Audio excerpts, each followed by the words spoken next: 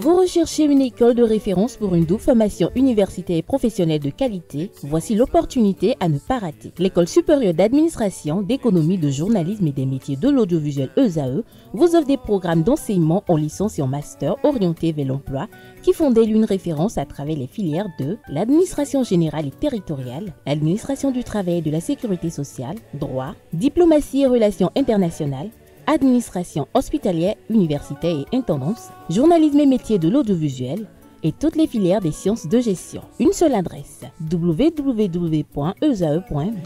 Rendez-vous dès maintenant sur nos campus ESAE Bedjromende au numéro 90 93 65 21 ou au numéro 98 98 14 00. Paracourt sur le numéro 52 46 12 12.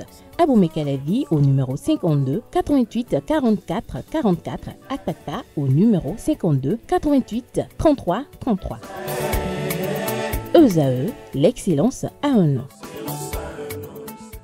Bonjour à nouveau. Bonjour à nouveau. Le Bénin décroche une qualification mondiale de tennis. Effectivement, le Bénin et la Lettonie ont joué les samedis 1er et dimanche 2 février 2025 à Cotonou les barrages de la Coupe Davis du groupe 2.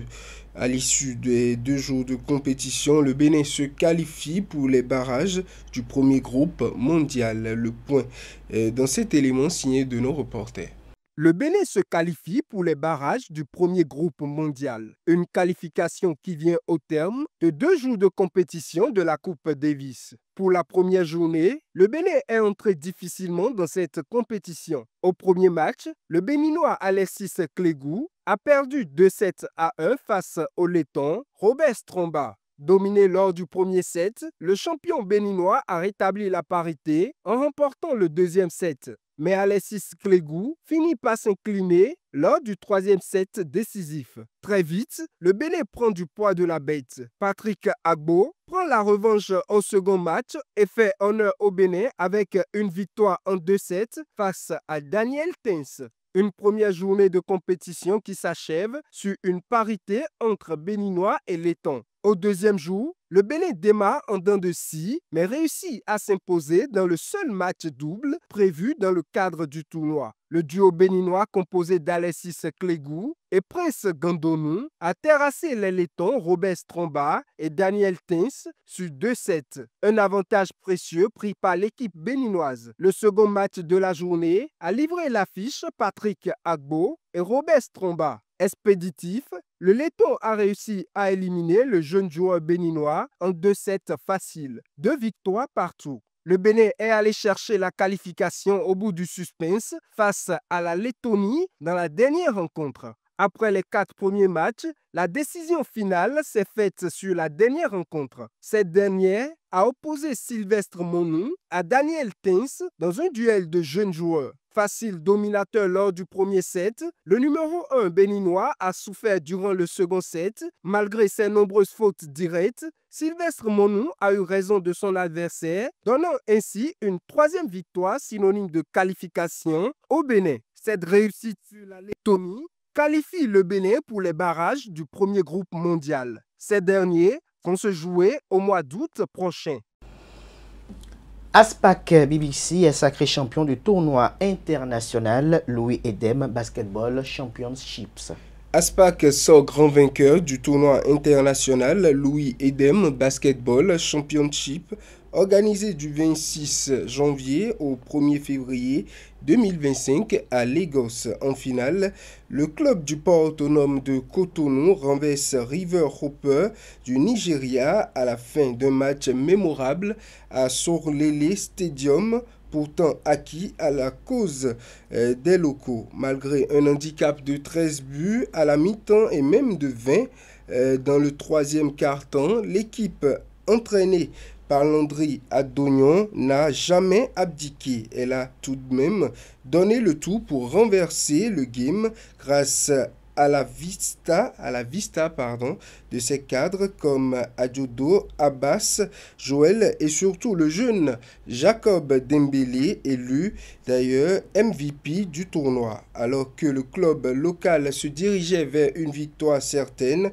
à quelques secondes du temps réglementaire, sur le score en ce moment était de 61-64. Un shot de Roland Adjado offre une prolongation à l'ASPAC à 2 secondes du terme du match où le score était de 77 partout. Le capitaine s'élève et dégaine derrière pour enfin trouver le filet, les filets en l'air, comme on parle du basketball, à quelques secondes, 2 secondes de la fin du temps additionnel. Cela ramène le score à 80-117 et permet à Aspac BBC d'être champion du Louis Edem Basketball Championship 2025 dans la catégorie hommes. Une première pour le club du port autonome de Cotonou. Une première pour le port autonome de Cotonou et puis la CAF, la Confédération africaine de football, qui organise un séminaire pour former les jeunes arbitres. Du 3 au 8 mars 2025, la Confédération africaine de football organise un séminaire à Abidjan en Côte d'Ivoire pour former les jeunes arbitres et arbitres assistants prometteurs du continent. Ce programme vise à renforcer leurs compétences et à assurer l'avenir de l'arbitrage africain. Parmi les participants, le Bénin sera représenté par Alao Salim, sélectionné en tant qu'arbitre assistant. De plus, le président de la commission des arbitres de la CAF, Hugues Alain Adjouvi, jouera un rôle clé en tant qu'instructeur, mettant son expertise au service de cette initiative. Un rendez-vous crucial pour l'excellence de l'arbitrage en Afrique. Et puis on finit avec Roméo Dacosta qui fait son retour au Bénin et Rabiou Sankamo qui quitte le championnat béninois.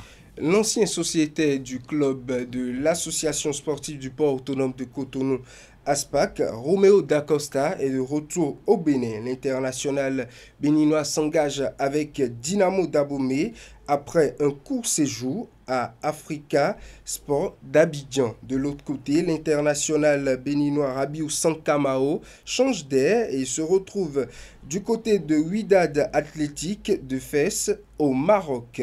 Il s'agit d'un club qui évolue en deuxième division marocaine. Il signe un contrat pour 1 an avec le club marocain. Merci à vous pour cette présentation de l'actualité sportive. Merci une fois encore à Francis Fahami pour sa présentation du bulletin matinal d'information.